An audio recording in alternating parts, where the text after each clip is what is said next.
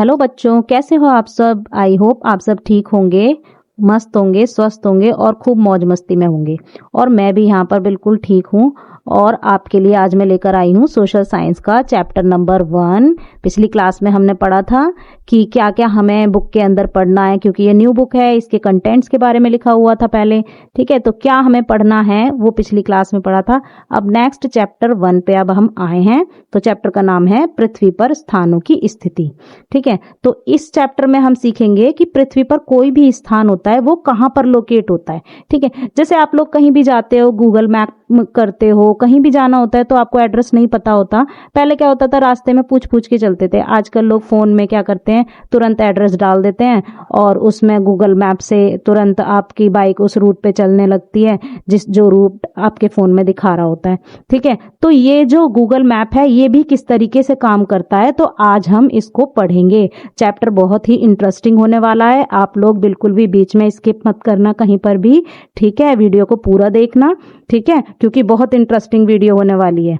चलिए, तो सबसे पहले इसमें क्या है, सबसे पहले इसमें एक डेफिनेशन दी गई है जो कि आर्यभट्ट द्वारा दी गई है। चलिए देखते हैं डेफिनेशन क्या है। पृथ्वी अंतरिक्ष में स्थित है। जैसा कि आपको सभी को पता है, पिछली क्लासेस में आपने पढ़ा होगा कि पृथ्वी जो है अंतरिक्ष में स्थित है, जो जल, पृथ्वी, अग्नि और वायु जैसे तत्वों से बनी हुई है। ठीक है, और यह गोलाकार है। जैसे कि आप सभी को पता है कि हमारी अर्थ जो है गोल है। ठीक है, यहां तक तो आपको सभी को पता है हमारी अर्थ गोल है। ठीक है, और ये पृथ्वी, अग्नि और वायु जैसे तत्वों से बनी हुई है। यह सभी स्थलीय और जलीय प्राणियों से घिरी हुई है, क्योंकि इस पर लैंड पे रहने वाले लोग भी रहते हैं। ठीक है, जीव जंतु भी रहते हैं। ठीक है, और जल में रहने वाले प्राणी, ठीक है, जीव जंतु भी रहते हैं। तो ठीक है, इसके बारे में हम आगे पढ़ेंगे। चलिए नेक्स्ट देखते हैं।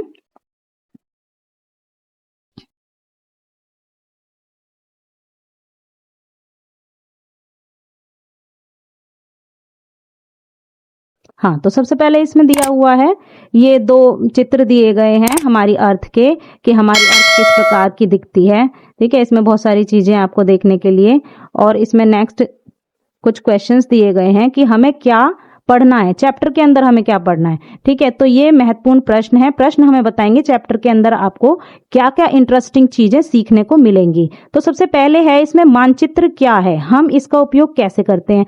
तो मैप क्या होता है भाई, जो आप गूगल मैप फोन में निकालते हो वो क्या होता है, कैसे आप लोग उसको फाइंड कर पाते हो, तो कैसे उसको किसी भी स्थान को कहीं पर लोकेट कर पाते हो, मानचित्र में देखते हो किस तरीके से। तो मानचित्र को रीड करना सीखेंगे सबसे पहले तो। ठीक है, सेकेंड नंबर पे हम सीखेंगे निर्देशांक। निर्देशांक क्या होता है, ठीक है, और उसमें अक्षांश और देशांतर रेखाएं क्या होती हैं, उनका उपयोग कैसे किया जाता है, इसके बारे में पढ़ेंगे। बहुत ही अच्छे से एक्सप्लेन करने वाली हूं मैं।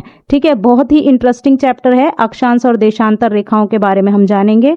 और थर्ड है देशांतर से स्थानीय समय और मानक समय कैसे निकाल सकते हैं, क्योंकि दो तरह के समय होते हैं। एक तो स्थानीय समय जो कि हमारा किसी भी देश का हो सकता है, जैसे अमेरिका, रूस, जापान, ठीक है, और हमारा भारत। ठीक है, ये होता है स्थानीय समय। और मानक समय जो होता है, वो मानक समय पूरे वर्ल्ड का होता है, पूरे वर्ल्ड का एक समय माना जाता है। हम इन दो तरह के समय के बारे में भी जानने वाले हैं चैप्टर के अंदर। ठीक है, तो ये थे 3 महत्वपूर्ण प्रश्न जो कि आपको चैप्टर के बारे में इंट्रोड्यूस करवाते हैं। तो चलिए आगे पढ़। हाँ, जब आप कहीं पर भी जाते हो तो आप क्या करते हैं कि जब आपको नहीं पता होता कि भाई कौन सी जगह पर है ये वाली जगह, हम जहाँ जाना चाहते हैं, रास्ता नहीं पता हमें, तो आप क्या करते हो, किसी भी स्थानीय व्यक्ति से पूछते हो कि भैया हमें ये जगह बता दे, कौन सी जगह पे है ये।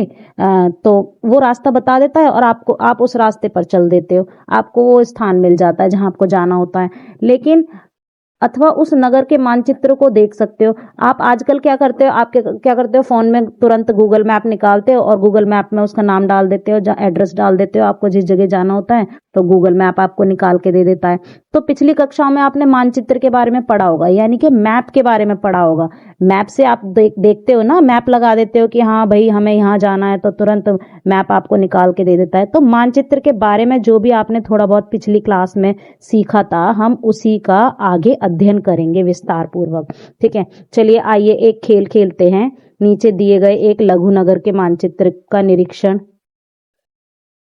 सॉरी, नीचे एक चित्र दिया गया है। आइए एक खेल खेलते हैं। नीचे एक चित्र दिया गया है जिसका निरीक्षण कीजिए और कल्पना कीजिए कि आप रेलवे स्टेशन पर एक रेलगाड़ी से अभी अभी उतरे हैं। मतलब आपको कहीं जाना है और आप रेल से अभी अभी उतरे हैं।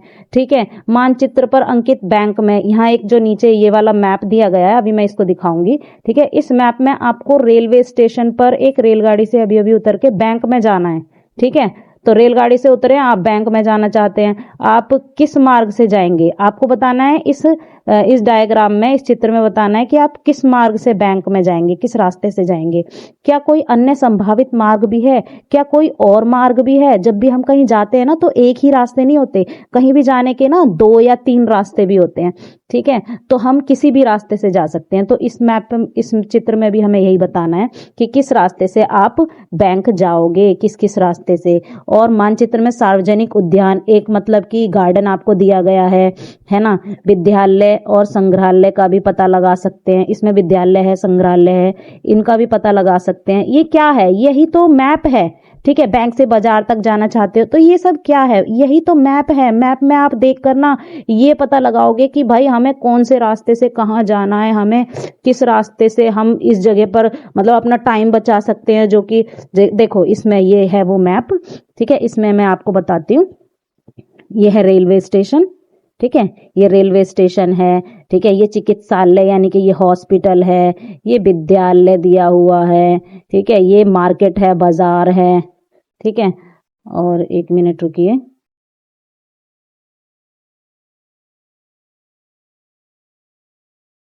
इसको थोड़ा छोटा कर देती हूँ। ठीक है, तो इसमें ये पंचायत, ये नगर पंचायत है, यहाँ पर पंचायत की सभा बैठती है। ठीक है, ये बैंक है, ये राष्ट्रीय उद्यान दिया गया है, ये संग्रहालय है। ठीक है, ये संग्रहालय है, बुक स्टोर वगैरह जो कहते हैं। ठीक है, और ये बाजार है। ठीक है, बाकी चीज़ों के बारे में मैंने बता दिया। ये है आवासीय भवन, मतलब ये एक शहर है, यहाँ पर मतलब कि कॉलोनीज हैं, कॉलोनी के अंदर बिल्डिंग्स हैं, यहाँ लोग रहते हैं। ठीक है, तो ये है मैप। अब आपको क्या करना है, रेलवे स्टेशन से उतरे, ये रहा आपका रेलवे स्टेशन। आप रेलवे स्टेशन से उतरे, उतर के तुरंत आपको कहाँ जाना है, बैंक जाना है। अब देखो बैंक कहाँ है, ये रहा बैंक। ठीक है, ये है बैंक। आपको रेलवे स्टेशन से बैंक जाना है, तो आप कैसे जा सकते हो, ये रहा रास्ता, सड़क के रास्ते से जाओगे तो ये रही सड़क। ठीक है, ये ऐसे करके जाओगे इधर और बैंक ऐसे पहुंच जाओगे। ठीक है, और आप दूसरे रास्ते से भी जा सकते हो, जैसे कि इधर से घूमकर, ये यहाँ ये लंबे रास्ते से घूम के, ये रहा दूसरा रास्ता, ये मैं चल रही हूँ इधर से और ये पहुंच गए बैंक, है ना। तो एक इधर से भी एक सड़क जा रही थी, यहाँ से भी आप जा सकते हो, एक यहाँ पीछे के रास्ते से भी जा सकते हो बैंक है। और आपको चिकित्सालय से नगर पंचायत जाना है, तो ये रहा चिकित्सालय से नगर पंचायत। ठीक है, ये रहा चिकित्सालय यानी हॉस्पिटल से नगर पंचायत, ये हॉस्पिटल से नगर पंचायत चले गए। अब आपको मान लो बैंक से लेकर विद्यालय, आप स्कूल से निकल रहे हो और मम्मी ने बोला है आपको, बेटा आज तेरे पैसे आए थे अकाउंट में, जाके एंट्री करवाए ही हो। तो आप विद्यालय से निकले, पासबुक आपके पास है ही, और हाथ में लेके पासबुक चल रहे हैं, ये बैंक पहुंच गए, ये सड़क के रास्ते से ये रहे। तो ये क्या है, ये आपको ये पूरा मैप दिया गया है। क्या दिया गया है, मैप। और इस मैप के अकॉर्डिंग आप क्या करेंगे, एक स्थान से दूसरे स्थान तक इजीली पहुंच जाएंगे। जैसे आप फोन में तुरंत निकाल लेते हैं ना कि हाँ ये वाली गली है, इस गली से हाँ हम इधर को जाएंगे, और ये तुरंत बाइक चला रहे हैं, पापा आप पीछे बैठे हैं और चल रहे हैं ना बच्चों। तो समझ में आ रहा है ना आपको, ये है मैप। तो चलिए आगे देखते हैं, आपको अच्छे से समझ में आ गया होगा। ठीक है, चलिए आगे बढ़ते हैं।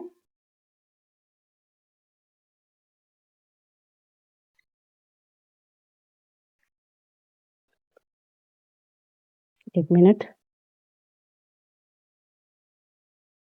यह है मानचित्र स्थानों का पता लगाने के लिए मार्गदर्शक की तरह है। तो आपने देखा ना, ये जो ऊपर मैप में दिखाया गया था, क्या था ये। ठीक है, ये जो मैप था, ये स्थानों का पता लगाने के लिए, कौन सी जगह कहाँ पर है ये बता रहा है मैप आपको। ठीक है, जो यह दर्शाता है कि किसी स्थान की स्थिति कहाँ पर है, स्कूल कहाँ पर है, रेलवे स्टेशन क्या है, कहाँ पर है। तो आपको समझ में आ ही गया होगा इसमें मैप में क्या बताया जा रहा है। ठीक है, मानचित्र के दाएं कोने के शीर्ष शीर्ष पर स्थित 4 तीरों पर ध्यान दीजिए। अब एक चीज और है इसमें जो कि आपने ध्यान नहीं दिया होगा, देखिए ये रहा। ये चीज आपने इस पर ध्यान नहीं दिया, ये बहुत ही इंपॉर्टेंट है, वेरी वेरी इंपॉर्टेंट, आगे आगे तक आपको ये काम आएगी ये चीज। इसमें 4 दिशाएं दी गई हैं। जो ईस्ट है, पूरब, जहां पर सन हमारा सूरज निकलता है ना, ठीक है, वो पूरब है।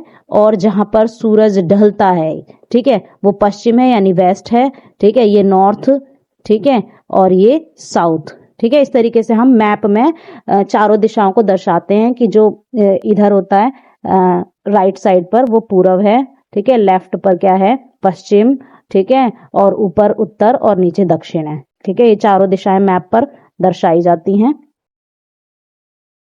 मैप में हम इस तरीके से लोकेट करते हैं,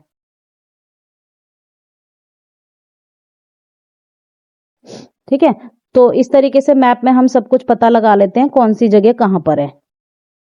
नेक्स्ट पेज पर चलते हैं। आइए पता लगाएं।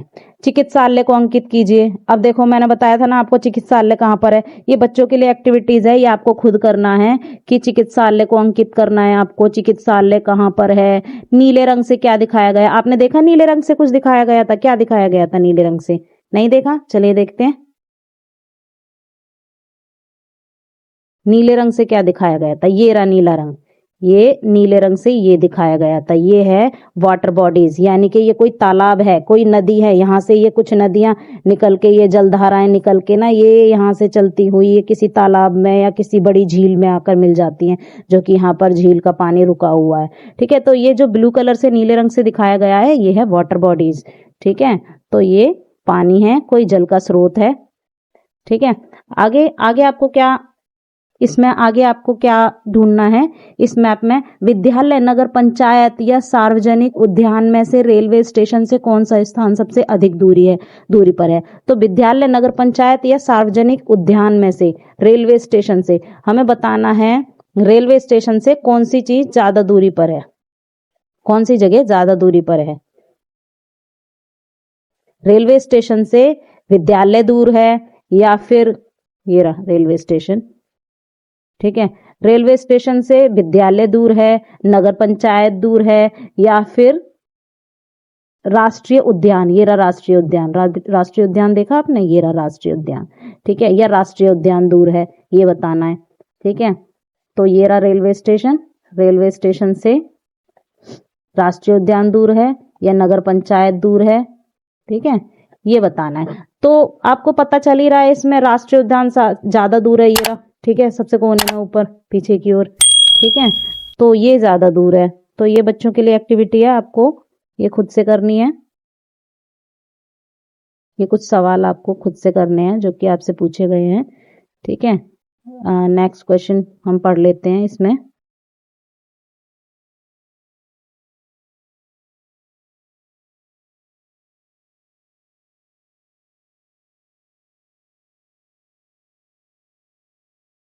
मिनट, हाँ।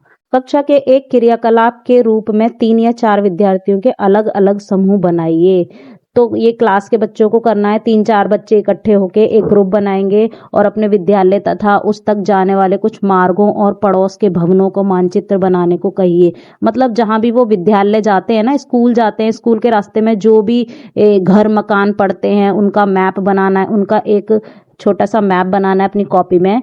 अंत में सभी मानचित्रों की तुलना कीजिए और अपने अपने मैप की तुलना करनी है कि हाँ भाई, हाँ ये वाला रास्ता आपके रास्ते मेरे रास्ते में पड़ता है, हाँ ये वाला मकान मेरे रास्ते में पड़ता है, ये दुकान पड़ती है। इस तरीके से चर्चा करनी है ये बच्चों को, ठीक है। तो आपको समझ में आ रहा है ना मैं क्या समझा रही हूँ, ठीक है। अब आगे आ गए हम, ये अगली हेडिंग है मानचित्र और उसके घटक, ठीक है। मैप और उसके घटक यानी कि क्या उसमें यूज होते हैं, क्या पॉइंट्स मैप में हम यूज करते हैं, किन किन चीजों को हम मैप में यूज करते हैं समझने के लिए। हम इस साधारण उदाहरण से समझ सकते हैं कि मानचित्र किसी भी क्षेत्र का एक प्रतीकात्मक चित्रण या रेखांकन है। मतलब मैप क्या करता है, किसी भी एक क्षेत्र का, कोई भी जगह होती है ना, उसके बारे में एक रेखांकन, एक प्रतीक के रूप में, एक नमूने के रूप में हमको चित्रित करता है, ठीक है, हमको समझाता है मैप, ठीक है, प्रतीक के रूप में। यह एक लघु क्षेत्र, गांव या कस्बा, एक वृहद क्षेत्र मान लीजिए। कोई भी गांव हो सकता है, कोई शहर हो सकता है, ठीक है, छोटा मोटा कस्बा हो सकता है, ठीक है, या फिर कोई बड़ी जगह भी हो सकती है, कोई बड़ा प्लेस यानी कि कोई बड़ा शहर भी हो सकता है, जैसे दिल्ली, कलकत्ता, ठीक है। तो मैप में इनको भी हम देख सकते हैं, ठीक है। उसका जनपद या राज्य, कोई भी स्टेट हो सकता है, जैसे महाराष्ट्र, गुजरात, ये सब मैप में हम, केरला, तमिलनाडु, कोई भी राज्य हो सकता है जो कि हम समझते हैं। भारत जैसा एक अति विशाल देश या संपूर्ण विश्व भी हो सकता है हमारा भारत देश। अब हम छोटी छोटी चीजों को तो समझ ही सकते हैं मैप में, गांव कस्बे को या स्टेट को, लेकिन हम क्या करते हैं, किसी ना किसी विश्व की बड़ी चीजों को भी, विशाल देश को भी, जैसे हमारे भारत देश को, चाइना को, अमेरिका को, मतलब कि इनको भी, एशिया में कौन कौन से देश हैं वो सारे हम मैप में देख सकते हैं। मानचित्र में आप सतह को ऐसे देखते हैं जैसे आप उसे ऊपर से देखते हैं, ठीक है। तो मानचित्र में आप ऐसे देखते हैं जैसे आसमान में से देख रहे हो। कोई भी मैप आपके सामने बना हुआ है ना, ये एक मैप बना दिया है, ठीक है। इसमें आपका यहाँ पर घर है, ठीक है, यहाँ पर थोड़ी दूर जाके आपका स्कूल है, ये गलियां हैं, ये यूं घूमती हुई गलियां आ रही हैं, इधर से घूमती हुई ये गलियां आ रही हैं, ठीक है, ये सड़कें आ रही हैं। तो मैप में क्या करते हैं, आप यहाँ से ऊपर से आप देख रहे हैं, ऊपर से आसमान में से देख रहे हैं यहाँ से कि हाँ भाई हमारी जगह यहाँ पर है, यहाँ पर है, हमारा घर यहाँ पर है, स्कूल यहाँ पर। तो एक तरीके से ऊपर से आप देखते हैं इसमें, ठीक है। तो समझ में आया ना यहाँ तक मैं क्या बता रही हूँ, ठीक है। चलिए नेक्स्ट चलते हैं।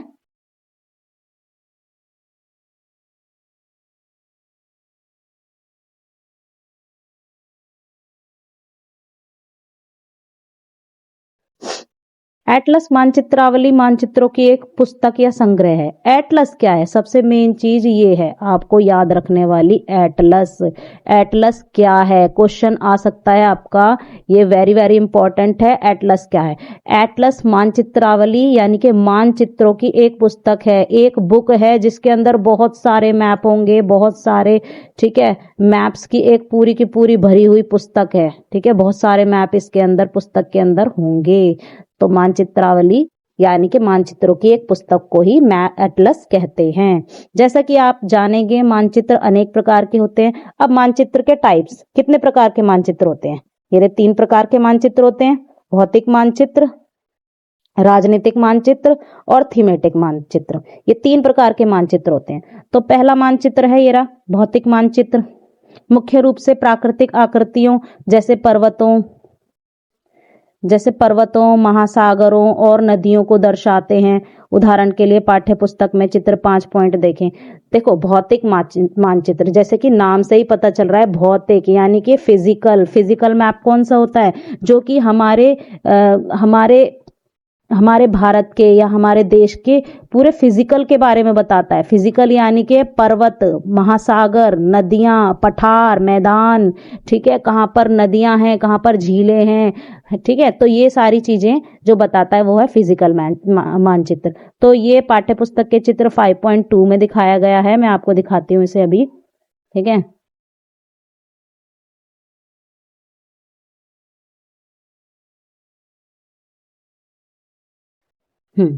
ये रहा, ये चित्र है 5.2, ये 5.2 चित्र दिया गया है, ये लिखा है यहाँ पे, ठीक है। तो इस चित्र में हम देखेंगे भौतिक उदाहरण के लिए पाठ्य पुस्तक चित्र देखिए ये है भौतिक मानचित्र। भौतिक मानचित्र मतलब आप इसको देखिए, इसमें क्या है कि हिमालय पर्वत दे रखा, हिमालय पर्वतमाला, ये पूरी की पूरी हिमालय पर्वतमाला के बारे में दे रखा है, ठीक है। इधर ये हिंदू कुश पर्वत है, ठीक है।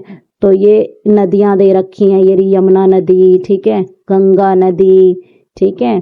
तो ये गोदावरी नदी, कृष्णा नदी, ठीक है। इसमें ज्यादातर नदियों के बारे में दिया है। तो जो भौतिक मानचित्र होते हैं ना, वो नदियां, पठार, मैदान, नदी दी है तो इसमें सारी नदी ही नदी दी है, ठीक है। पठार होंगे तो पठार ही पठार होंगे। तो भौतिक मानचित्र हमारे भौतिक चीजों को दिखाता है, ठीक है, हमारे देश की भौतिक चीजों को दिखाता है। राजनीतिक मानचित्र किसको दिखाता है, राजनीतिक मानचित्र राज्यों की सीमाओं यानी कि बाउंड्रीज, बॉर्डर लाइन राज्यों की, नगरों आदि को दर्शाता है, ठीक है।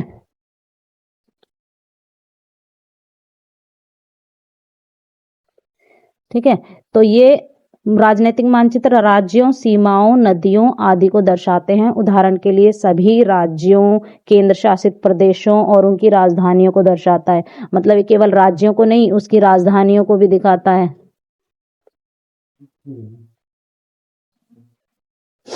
ठीक है, तो ये केवल राजधानियों को नहीं, केवल उनके प्रदेशों को ही नहीं, उनकी राजधानियों को भी दर्शाता है। भारत का एक मानचित्र।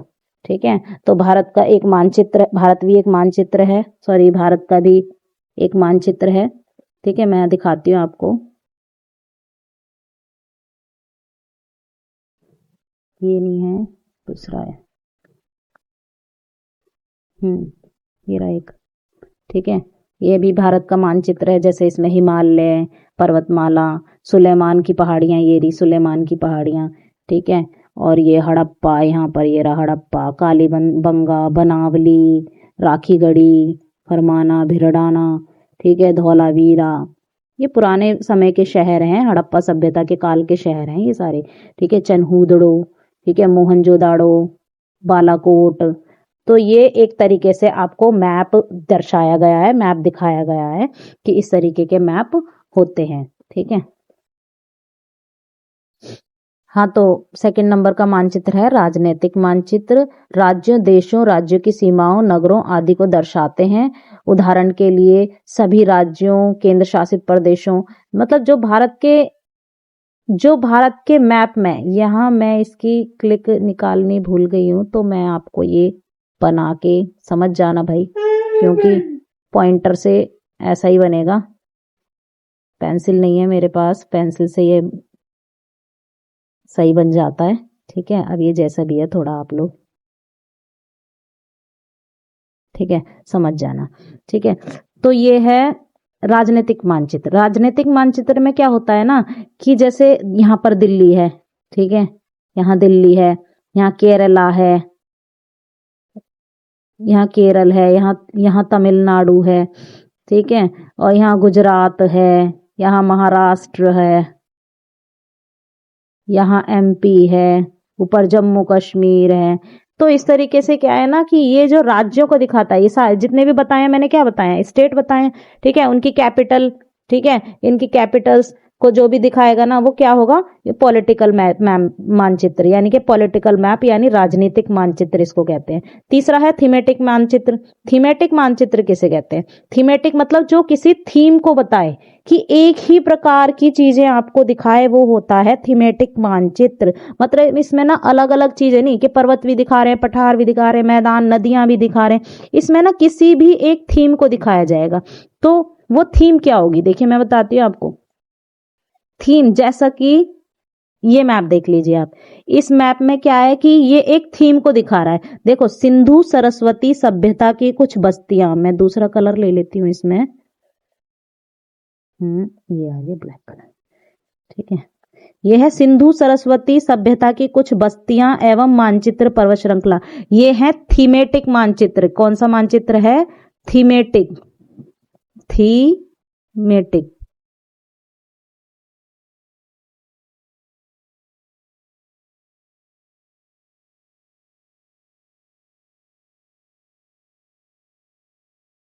भाई माउस से ऐसे ही लिखा जाएगा, समझ जाना।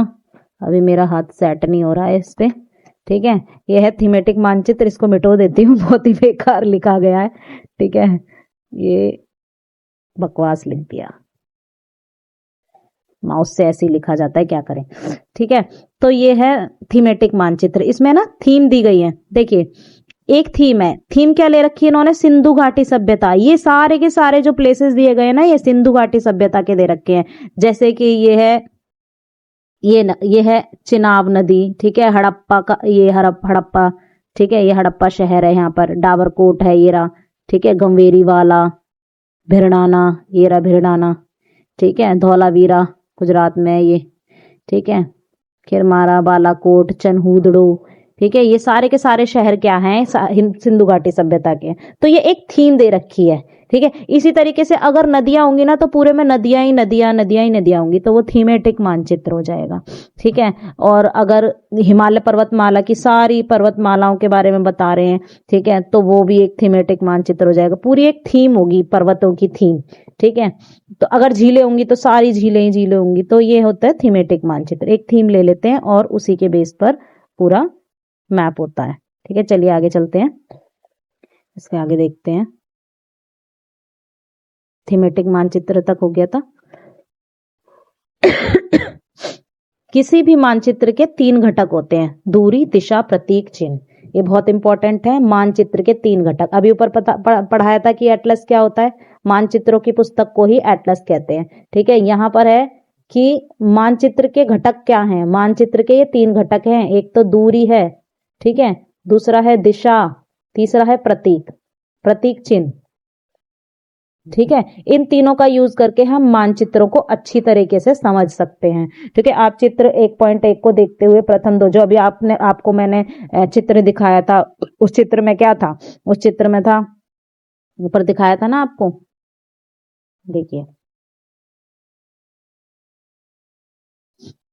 आपको अभी सटीक ढंग से ऊपर समझाया था चित्र में, ये वाला चित्र था, ठीक है। इसमें समझाया था मैंने आपको, है ना। तो ये जो मैप है ना, ठीक है, इसमें दिशा, प्रतीक, ये दिशाएं हमारी ये यहाँ है ना, तो ये जो दिशा है ये ईस्ट है, ठीक है, ये दिशा ईस्ट है, ठीक है, ये वेस्ट है, ये नॉर्थ है ऊपर, ठीक है, और ये नीचे है साउथ, ठीक है। तो अगर मैं कहूं ये जो उद्यान है यहाँ पर, ये जो गार्डन है, ये रेलवे स्टेशन के किस साइड है, तो हम कहेंगे ये रेलवे स्टेशन के ईस्ट साइड है, क्योंकि इस तरफ है ना, तो ये ईस्ट है। अगर मैं कहूं ये आवासीय भवन जो है, ये जो बिल्डिंग्स बनी हुई हैं, ये जो बाजार है, ये जो बाजार है, ये मार्केट है ना इधर, ये जो मार्केट है, ये बाजार के किस साइड है, तो हम कहेंगे बाजार के नॉर्थ साइड है। आपको बाजार के नॉर्थ साइड जाना पड़ेगा, तब आपको ये बिल्डिंग्स मिलेंगी, ये ऊपर आवासीय भवन की, ठीक है। अगर हम कहें कि संग्रहालय किधर है, तो हम किन चीजों का यूज कर रहे हैं, इसमें दिशा का यूज कर रहे हैं, तो एक प्रतीक तो ये हो गया कि दिशाओं का यूज कर रहे हैं, ठीक है। दूसरा प्रतीक, ये जो पेड़ पौधे जो छोटे छोटे से दिखाए गए हैं ना, ये प्रतीक होते हैं, पेड़ पौधे। और ये जो क्या है ना, हमने छोटे छोटे से मकान बना दिए हैं, ये भी प्रतीक का ही है, ठीक है। ये रियल में नहीं है, ये रियल में नहीं है, एक मैप के ऊपर हमने बनाए हैं, तो यानी कि ये प्रतीक का काम कर रहे हैं, ठीक है। तो दिशा, प्रतीक, और तीसरा था दूरी। दूरी मतलब यहां से यहां तक की दूरी कितनी है, ठीक है। आगे देखते हैं, दूरी निकालेंगे।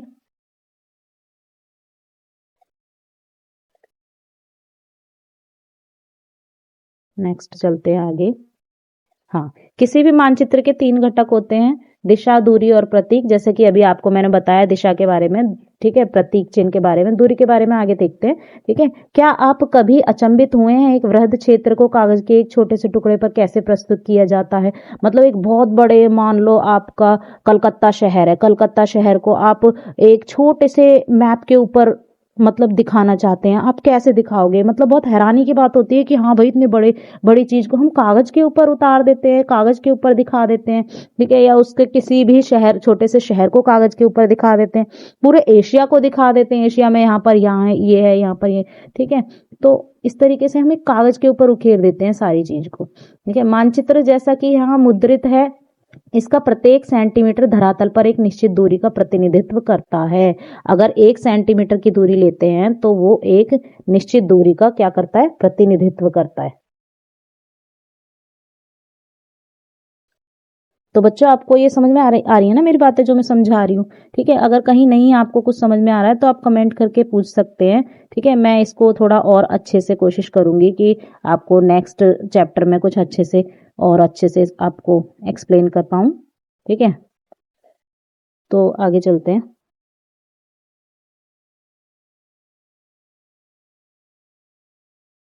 हम्म यहाँ तक हो गया था। हाँ, यहाँ तक हो गया था, ये आ गए। हाँ, इसका प्रत्येक सेंटीमीटर धरातल पर एक निश्चित दूरी का प्रतिनिधित्व करता है। माना कि यह दूरी 500 मीटर है तो हम कहेंगे 1 सेंटीमीटर 500 मीटर के बराबर है। मतलब जब हम मैप पर किसी चीज को दिखाते हैं ना, तो हम इतनी सी छोटी सी दूरी को ना क्या करते हैं, ये 1 सेंटीमीटर यहां से यहां तक की 1 सेंटीमीटर की दूरी है ना, अगर ये 1 सेंटीमीटर इतने बीच की दूरी 1 सेंटीमीटर की है, ठीक है, तो हम इसको ये cm है, ठीक है, समझ जाना। 1 सेंटीमीटर की दूरी को हम 500 मीटर, अपनी तरफ से कोई भी स्केल ले सकते हैं, ऐसा नहीं है 500 मीटर ही, ठीक है। 1 सेंटीमीटर को हम 500 मीटर ऐसे दिखा सकते हैं कि 1 सेंटीमीटर बराबर है 500 सेंटीमीटर के, ठीक है। तो 10 सेंटीमीटर कितने के बराबर होगा, ठीक है। तो 10 सेंटीमीटर कितने के बराबर होगा, अगर मैंने 10 सेंटीमीटर की दूरी ले ली तो ये 10, ये 10 लिखा है, ठीक है, थोड़ा कर्सर चल नहीं रहा है ठीक से। 10 सेंटीमीटर बराबर होगा कितने, 10, 500 गुणा 10 यानी 5000 मीटर के, ठीक है। ये 3 जीरो है, हाँ, ठीक है, 5000 मीटर के, ये 500, ये m है यहाँ पर, ठीक है। 1 सेंटीमीटर, ये 1 सेंटीमीटर बराबर है 500 मीटर के, और ये है 10, ये 10 है, एक इधर छुप गया थोड़ा सा, ठीक है। 10 सेंटीमीटर, ये c है, k नहीं है, ठीक है, ये c है, ठीक है, c, ठीक है। तो मिटो देती हूँ कहीं बच्चे परेशान हो जाए।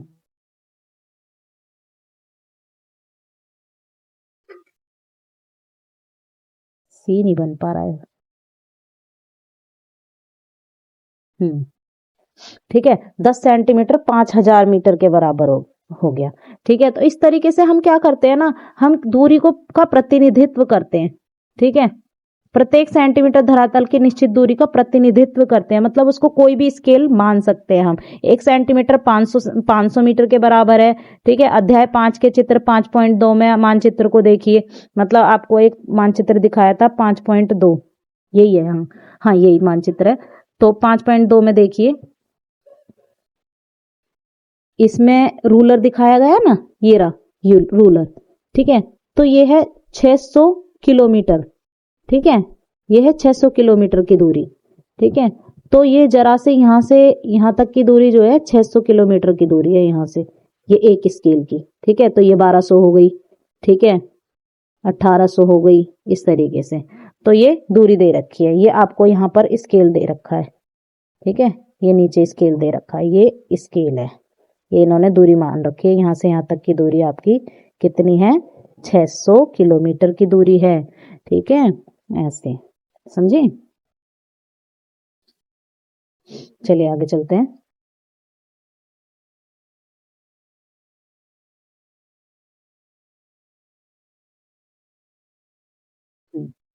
तो चलिए आगे चलते हैं। स्केल नीचे बाएं कोने पर एक रूलर के द्वारा दर्शाई गई है, जो कि अभी मैंने आपको दिखाया था बाएं कोने पर, ठीक है, 500, और किनारे पर किलोमीटर लिखा हुआ है, किनारों पर किलोमीटर भी लिखा हुआ था, ठीक है। सामान्यतः इसका अर्थ यह होता है कि जो रूलर मुद्रित मानचित्र में 2.5 सेंटीमीटर मापता है वह भूमि पर 500 किलोमीटर को दर्शाता है।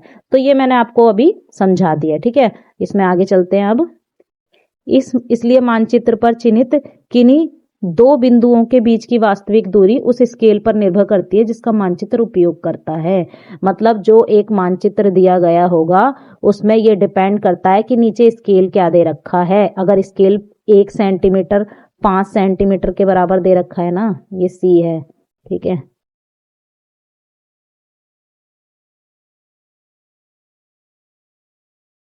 ये 1 सेंटीमीटर बराबर है, अगर 600 के 1 सेंटीमीटर बराबर है 600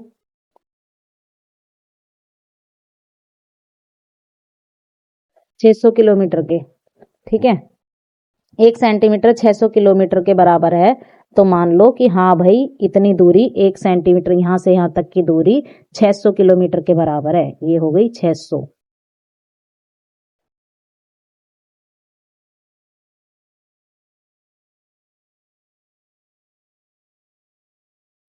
ठीक है। ये यहां से यहां तक की दूरी 600 की, अगर और आगे जाएंगे तो 1200 की, 1200 हो गया, 1200 किलोमीटर, ठीक है, के एम, ठीक है, 1200 किलोमीटर। इस तरीके से दो बिंदुओं के बीच की दूरी को ये दिखाता है। ठीक है, दो बिंदुओं के बीच की वास्तविक दूरी को स्केल के द्वारा दिखाता है, जो कि मैंने अभी आपको समझाया है बहुत अच्छे तरीके से। आइए पता लगाएं। आइए क्या पता लगाएंगे अब हम इसमें कि किसी विद्यालय के खेल मैदान का एक साधारण मानचित्र बनाइए। मान लीजिए यह एक 40 मीटर लंबा और 30 मीटर चौड़ा आयताकार क्षेत्र है। मतलब एक स्कूल है, स्कूल या खेल, उस स्कूल के खेल का मैदान बनाना है आपको और उसमें एक मानचित्र बनाइए। मान लीजिए कि यह 40 मीटर लंबा और 30 मीटर चौड़ा आयताकार क्षेत्र है। 40 मीटर तो इसकी लेंथ है, लंबाई है, और 30 मीटर क्या है, ये आयताकार है, चौड़ा है। ठीक है, इसे अपने रूलर की सहायता से 1 सेंटीमीटर बराबर 10 मीटर के स्केल से, ये बच्चों को करना है। ठीक है, ये आपको एक्टिविटी करनी है, ये आप खुद निकाल लेना, मैंने इसके बारे में आपको समझा दिया है। अब इस आयताकार क्षेत्र के विकर्ण को मापिए, इसके विकर्ण को मापना है। ठीक है, ऐसे आयताकार बनेगा ना। ठीक है, और आप 1 सेंटीमीटर की दूरी को यहाँ से यहाँ तक की को 10, यहाँ से यहाँ तक की दूरी को क्या मानेंगे, 10 मीटर मानेंगे। ठीक है, ऐसे। ठीक है, ये 10 हो गया, ये 10 हो गया। ठीक है, तो ये 40 मीटर तो लंबा बनाना है। इधर से तो आपको 4 कट मारने पड़ेंगे क्योंकि 40 होगा तभी। ऐसे और इसको ऊपर तक बढ़ा दिया। ठीक है,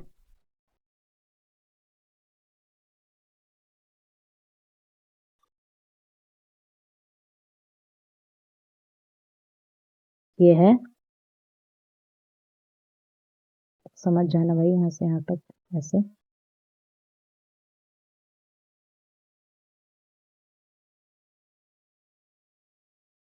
और यहाँ से,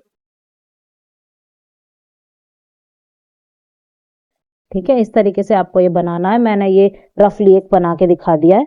ठीक है, 40 मीटर ये लंबा है क्योंकि ये यहाँ से यहाँ तक की दूरी 10 है, ये फिर 10 है, ये फिर 10 है, ये 10 है, तो ये हो गए 40 मीटर। ठीक है, और इसको हम 1 सेंटीमीटर मानेंगे। यहाँ से यहाँ तक की दूरी को 1 cm, ठीक है, 1 cm मानेंगे यहाँ से यहाँ तक की दूरी को। ऐसी 1 cm ये है, 1 cm ये, तो ये 4 cm बराबर किसके हो गया, 40 सेंटीमीटर के। ठीक है, इसी तरीके से नीचे भी हो जाएगा। ठीक है, चलिए चलो आगे देखते हैं। यहाँ तक तो हो गया, ये अच्छे से मैंने आपको समझा दिया। नेक्स्ट चलते हैं।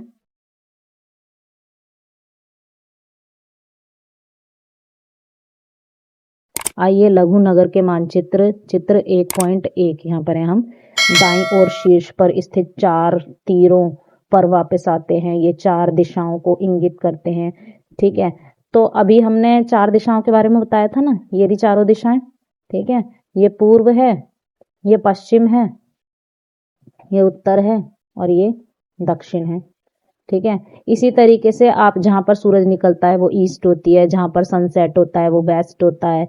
ठीक है, और जो हमारे क्या नाम है सीधे हाथ पे होता है। ठीक है, अगर हम सन की तरफ को फेस करते हैं, ठीक है, तो हमारे जो सीधे हाथ पे होगा वो क्या होगा, उत्तर होगा, और जो उल्टे हाथ पे होगा वो क्या होगा, वो दक्षिण होगा। ठीक है, और फिर जो इनके बीच की और 4 दिशाएं, 8 दिशाएं होती है ना, तो ये जो उत्तर और पूर्व के बीच की दिशाएं, ये उत्तर पूर्व है। ठीक है, यानी कि नॉर्थ ईस्ट। और ये जो दिशा है ये इधर, ठीक है, दूसरा कलर ले लेती हूँ आपको समझाने के लिए। ठीक है, ये जो इधर दिशा है ये है दक्षिण पूर्व। ठीक है, इधर दिशा है ये है दक्षिण पश्चिम। दक्षिण और पश्चिम के बीच है ना, ये दक्षिण और पश्चिम के बीच में है। ठीक है, और जो उत्तर और पश्चिम के बीच में है वो है उत्तर पश्चिम, ये रही उत्तर पश्चिम दिशा। ठीक है, तो यहां तक समझ में आ गया, ये दिशाएं हैं।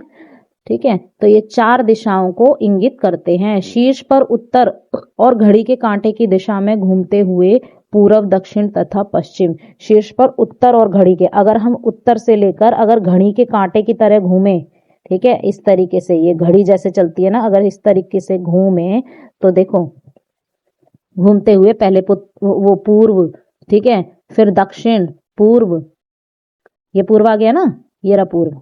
ठीक है, घड़ी की तरह घूम रहे हैं। उसके बाद क्या आएगा पूर्व के बाद, घड़ी की तरह घूमेंगे तो यहाँ से आ गए ये, अब दक्षिण पे आ गए, दक्षिण पूर्व बीच में आया था, फिर दक्षिण पे आ गए, और फिर हम आएंगे यहाँ से ये पश्चिम पे आ गए चल के, और ये उत्तर पे आ गए। इस तरीके से घड़ी की दिशा में घूमेंगे तो मैप में हम उत्तर पूर्व दक्षिण पश्चिम, उत्तर पूर्व दक्षिण पश्चिम ऐसे घूमते चले जाएंगे।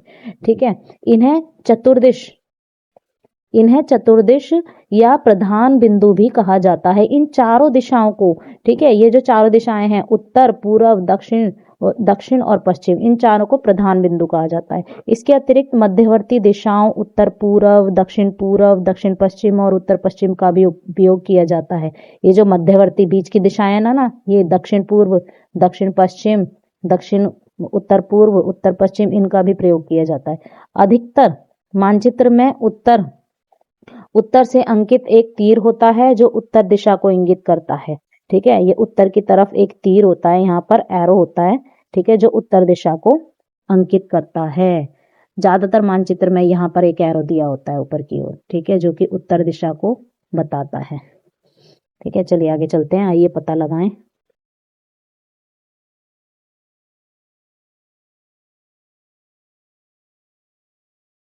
आइए पता लगाएं। लघुनगर के मानचित्र में पुनः विचार कीजिए, नीचे दी गई, ये बच्चों को खुद ही करने हैं। छोटा सा मानचित्र है जैसे, तो बाजार चिकित्सालय के उत्तर में है, संग्रहालय बैंक के दक्षिण पूर्व में है। ठीक है, इस तरीके से आपको ये झील जो है, झील कहाँ पर दी गई है, सब ऐसे पता लगाना है। इसके थोड़ा सा आगे चलते हैं, ये आपको मैंने कई बार बहुत ही अच्छे से समझा दिया, इसलिए इसको समझाने की जरूरत नहीं है। ठीक है, तो आगे पढ़ते हैं। उसके आगे क्या है, प्रतीक चिन्ह मानचित्रों का एक महत्वपूर्ण घटक है। जो प्रतीक चिन्ह है ना, अभी मैंने बताया था प्रतीक चिन्ह क्या होते हैं। कोई भी छोटा सा मतलब छोटी छोटी सी बिल्डिंग्स बना दी हैं, ठीक है, छोटी सी बिल्डिंग्स बना दी हैं, छोटे से ऐसे पेड़ बना दिए हैं ऐसे करके, ठीक है,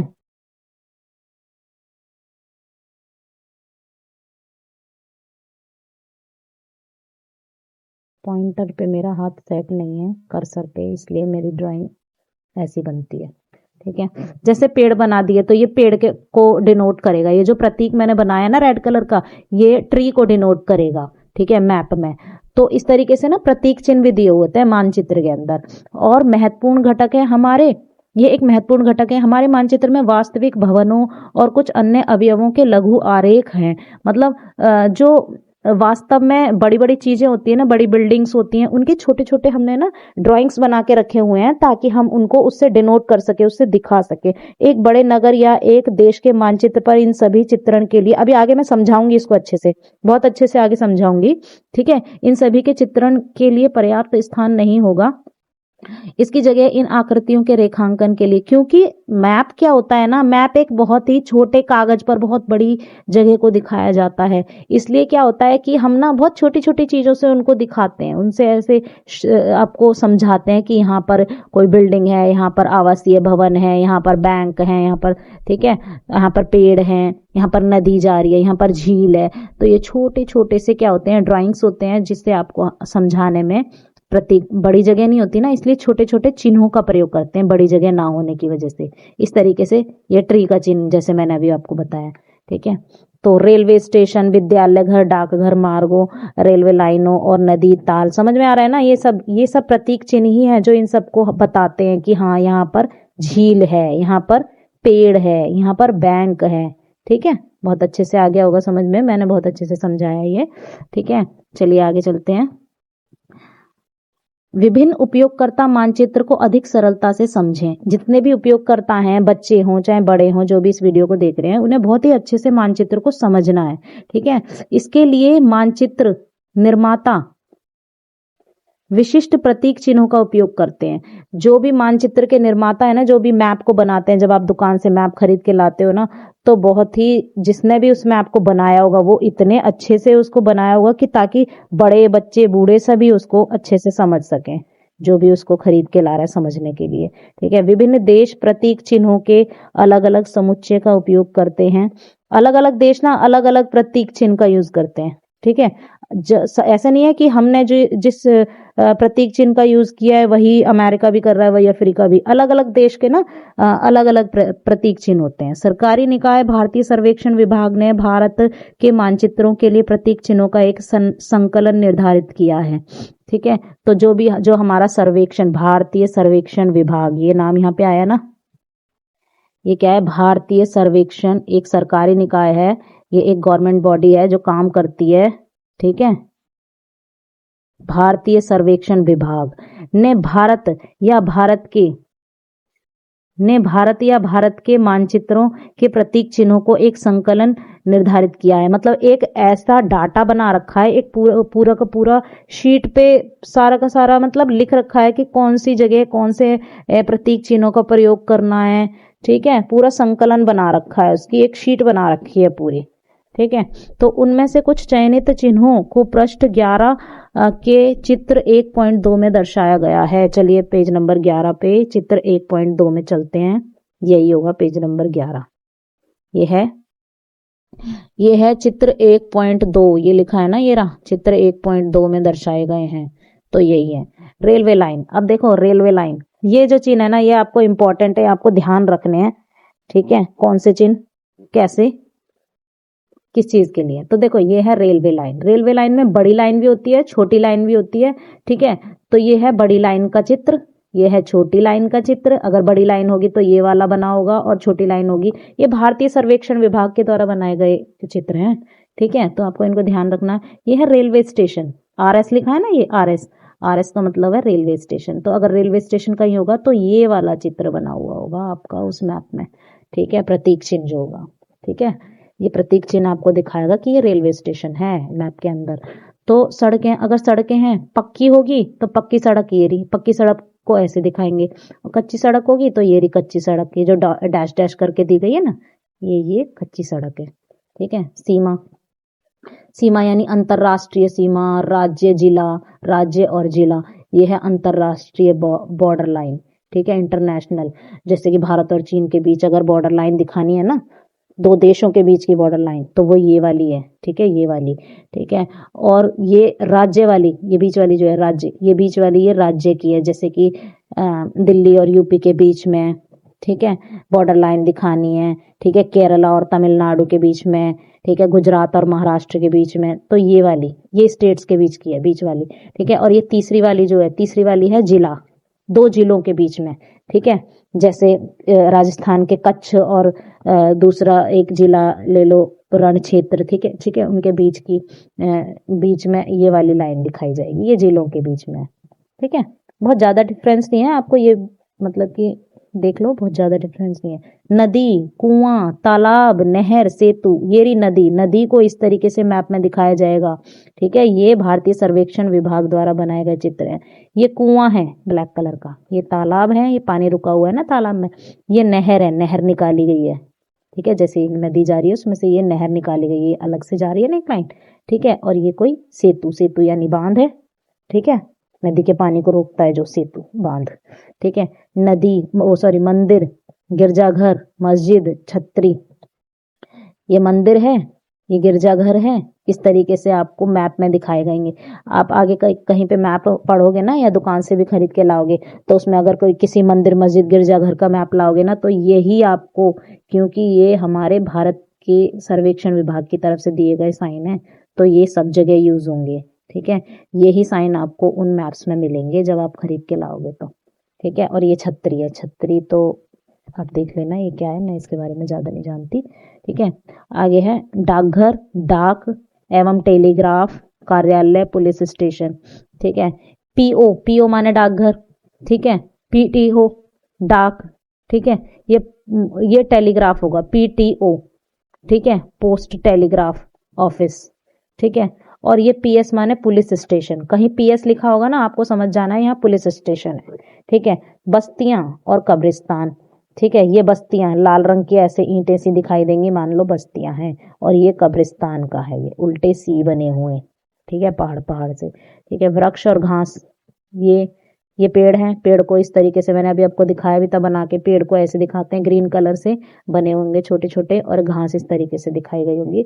बहुत अच्छे से इन चिन्हों को आप अपने दिमाग में भर लेना, अच्छे से समझ लेना। आगे चलते हैं हम, ये बहुत अच्छे से मैंने आपको समझा दिया है, ठीक है। तो गाइज, अगर आपको बच्चों ये आपको जो भी मैं समझा रही हूँ अच्छे से समझ में आ रहा है तो इसको लाइक, शेयर और सब्सक्राइब जरूर करना इस चैनल को, स्टडी विद मनीषा। ठीक है, आपको थोड़ी सी भी इससे हेल्प मिलती है ना तो इसको सब्सक्राइब जरूर करना, लाइक जरूर करना। और कोई भी आपको मुझसे कोई भी क्वेश्चन पूछना हो या कुछ भी है तो आप कमेंट जरूर करना। ठीक है, मैं उसका रिप्लाई जरूर दूंगी। चलिए आगे चलते हैं। पृथ्वी का मानचित्रण। ठीक है, पृथ्वी का मानचित्रण। तो पृथ्वी का मानचित्रण कुछ अधिक कठिन है क्योंकि हमारे ग्रह का आकार चपटा नहीं है। इसकी आकृति लगभग गोलाकार है। हम लगभग इसलिए कहते हैं क्योंकि यह पूर्णतः गोलाकार नहीं है अपितु ध्रुवों पर थोड़ी चपटी है। हम इसे व्यवहारिक दृष्टि से गोलाकार मानेंगे। देखिए, हमारी अर्थ जो है ना वो पूरी तरीके से गोल नहीं है। मैं आपको बता के दिखा देती हूँ। ठीक है, बना के दिखा देती हूँ। ये हमारी अर्थ है जो कि पूरी तरीके से गोल नहीं है, लेकिन ये ध्रुवों पर से क्या है ना थोड़ी सी चपटी है। चपटी मतलब कि जैसे आपने ऑरेंज देखा है, ऑरेंज क्या होता है, एक तो यहां से ऊपर से और एक नीचे से, उनमें थोड़ी सी चपटा होता है ना नीचे से और ऊपर से, एकदम गोल नहीं होता। और बीच में से बल्ज होता है, यानी कि फूली हुई है। बीच में से तो बॉल की तरह है, यहां से और यहां से। ठीक है, लेकिन ऊपर से क्या है, थोड़ी सी फ्लैट है, ऐसे चपटी है। तो इस तरीके से है हमारी अर्थ। ठीक है, पूरी तरीके से ये लिखा है ना, आकृति लगभग गोलाकार तो है लेकिन ये ध्रुवों पर थोड़ी चपटी है। ठीक है, तो यहां तक समझ में आ गया आपको। इसे व्यवहारिक दृष्टि से गोलाकार मानेंगे। व्यवहारिक दृष्टि से हम गोलाकार ही मानेंगे। बेशक से यहां से ये पोल्स पर, ये नॉर्थ पोल है यहाँ पे एन, ठीक है, नॉर्थ पोल, और ये नीचे है साउथ पोल। ठीक है, यहां पर ये जो पॉइंट है ये साउथ पोल है, ये पॉइंट है नॉर्थ पोल। ठीक है, व्यवहारिक दृष्टि से गोलाकार मानेंगे। कागज के एक समतल पृष्ठ पर एक गोलाकार वस्तु को यथावत चित्रित कीजिए। जैसा कि मैंने एक चित्र बना दिया है कागज पर, एक समतल पृष्ठ पर हमने अर्थ बना दी है, अर्थ है पूरी। ठीक है, तो संभव नहीं है ऐसा, कागज के एक समतल पृष्ठ पर एक गोलाकार वस्तु को यथावत चित्रित करना संभव नहीं है। ठीक है, एक पूरे गोलाकार को कागज पर बनाना मतलब संभव नहीं है। जैसे कि एक ऑरेंज है ना, ऑरेंज को तुम अगर चित्र बनाओगे तो उसका एक ही सरफेस तो आएगा, एक ही साइड तो आएगी, पीछे की साइड थोड़ी आ जाएगी उसके ऊपर। ठीक है, पीछे की साइड के लिए तो आपको पूरा ऑरेंज ही दिखाना पड़ेगा या उसकी जैसी कोई आकृति दिखानी पड़ेगी, क्योंकि हम कागज पर उसको पूरा नहीं दिखा सकते, केवल एक 2 डायमेंशन दिखा सकते हैं, एक ही साइड का कुछ उसमें दिखा सकते हैं। तो इसे समझने के लिए एक संतरे को इस प्रकार छीलिए कि आपके पास उसके छिलकों के केवल 3 या 4 टुकड़े हों। मतलब आपने, ये संतरा है मान लो, ठीक है, ये अर्थ है जो है, ये संतरा है। ठीक है, इसमें संतरे का आपके छिलके जो है आपने काट लिए, ऐसे निकाल लिए। ठीक है, तोड़ तोड़ के, तो आपने 4 टुकड़े यहां पर ये बिखेर दिए, ऐसे करके 3-4 टुकड़े आपने संतरे के निकाल लिए छिलके के। इसके बाद एक मेज पर उन्हें चपटा करने का प्रयास कीजिए। मेज पर इसे बिछा दिए छिलकों को, आप इनको फ्लैट बना रहे हैं। ठीक है, इनको बिछा रहे हैं। इसके बाद एक मेज पर उन्हें चपटा करने का प्रयास कीजिए। आप पाएंगे कि किनारों को तोड़े बिना आप यह नहीं कर सकते। आपको ये किनारे थोड़े थोड़े यहां से तोड़ने पड़ेंगे, तभी आप इनको फ्लैट कर पाएंगे। क्योंकि क्या करोगे ये, क्योंकि छिलका थोड़ा सा ऐसे होता है ना, गोल होता है, तो आप इसको काट देंगे ना तो ये एकदम फ्लैट हो जाएगा, ऐसे सीधा बन जाएगा, एक मानचित्र की तरह। फिर आप इसमें दिखा सकते हैं कि यहाँ पर ये संतरे में है, यहाँ छिलके में यहाँ छेद हो रहा है, या यहाँ पे ये हो रहा है। फिर इसके फ्लैट सरफेस को आप दिखा सकते हो ना। तो समझे ना यहाँ तक?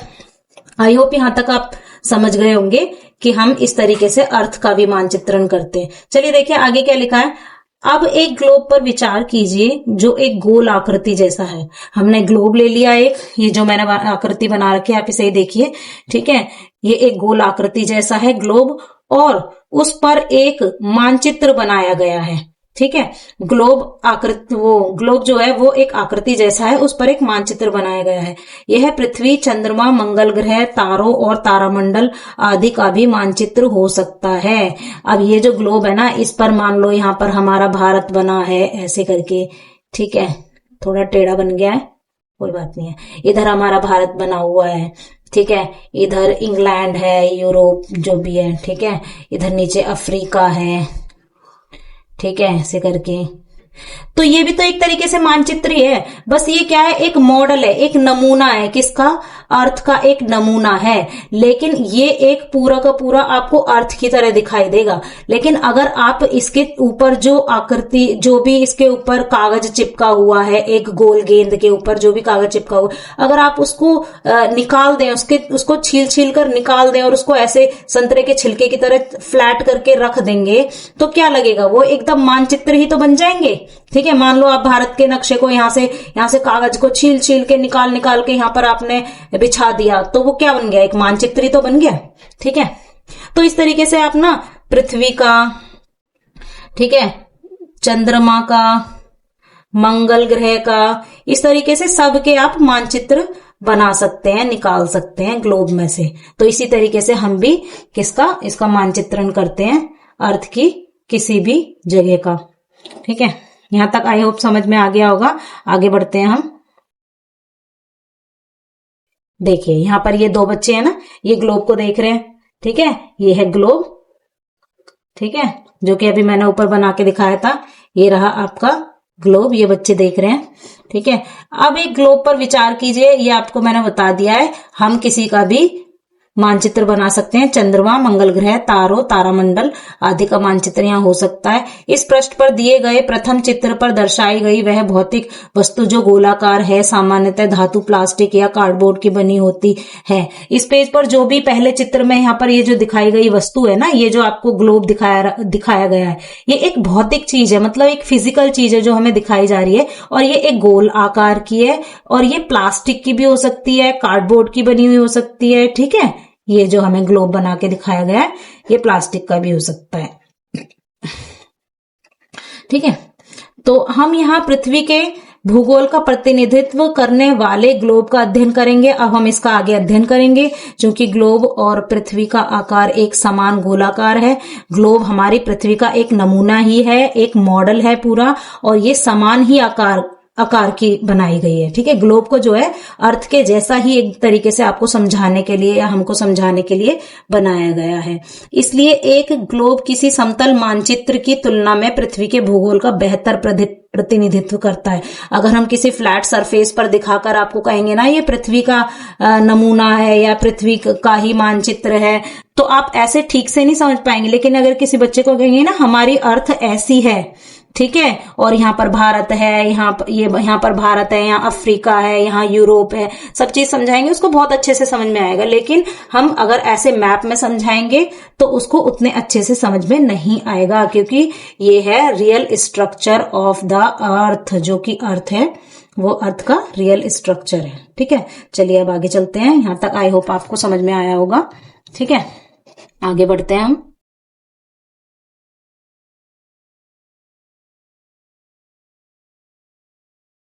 आइए इसकी कुछ विशेषताओं का पता करें। ठीक है, निर्देशांक को समझना। अब ये हम पढ़ेंगे निर्देशांक को समझना। निर्देशांक क्या होते हैं? अगर हम निर्देशांक को समझ गए तो हम ग्लोब के बारे में अच्छे से समझ पाएंगे। ठीक है, किसी नगर या कस्बे के एक बड़े बाजार की कल्पना कीजिए। मान लीजिए एक बहुत बड़ा बाजार है किसी भी कस्बे में। ठीक है, मान लीजिए आपकी सिटी में कहीं पर भी। ठीक है, मान लीजिए यमुना विहार में जो है बहुत बड़ा बाजार है। ठीक है, उस बाजार में मान लो सरोजनी नगर मार्केट है। ठीक है, तो आप बाजार में एक स्टेशनरी की दुकान पर अपने मित्र से मिलना चाहते हैं, लेकिन आपका मित्र यह नहीं जानता कि यह दुकान कहां पर है। अतः आप उसे इस प्रकार एक का निर्देश देंगे। प्रवेश द्वार की 5वीं पंक्ति